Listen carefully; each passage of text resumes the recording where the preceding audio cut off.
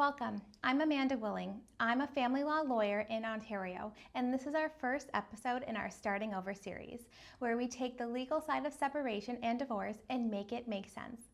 Today's question is a simple one that almost nobody gets a straight answer to.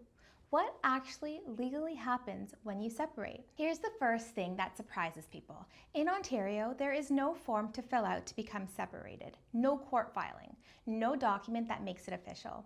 You are legally separated the day you and your spouse start living separate and apart, with the intention that the relationship is over. That's it. That's it. It's a factual status, not a piece of paper. And here's the part that surprises people even more. You can be separated while still living in the same house. It happens all the time. Maybe you can't afford two homes yet, or you're keeping things stable for the kids. If you're sleeping in separate rooms, your finances are splitting, and you're no longer functioning as a couple, you can be separated under the same roof. One more thing, it doesn't have to be mutual. Either spouse can decide the relationship is over. You don't need your partner's permission to be separated. So if there's no paperwork, what actually changes? Quite a lot actually, so let me give you the big ones. First, if you're married, your date of separation becomes what we call the valuation date. That's the snapshot date Ontario uses to divide your property. It's how we figure out who owes who.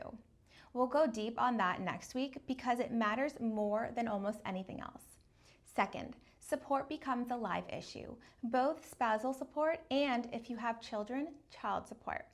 Third, if you have kids, decision-making and parenting time are now on the table, the things people used to call custody and access.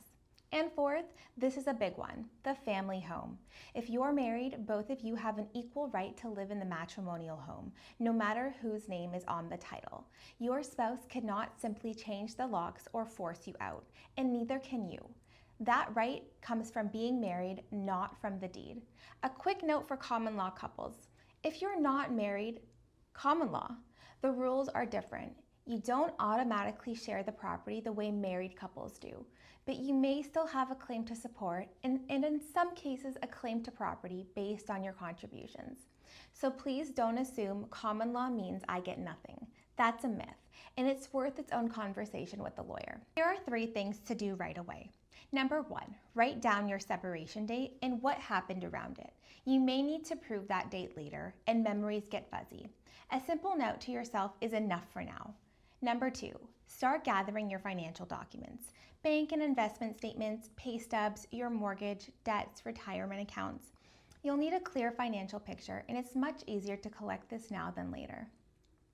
And number 3, get legal advice before you make any big moves, before you move out, sign anything, or move money around. One short conversation can stop an expensive mistake before it happens. So here's the bottom line. Separation isn't a document you file. It's a status that changes your legal rights the moment it begins. The property clock starts. Support and parenting become live issues, and your rights to be in the family home kick in. You don't have to have everything figured out today, but knowing that the clock is running, that's how you start protecting yourself.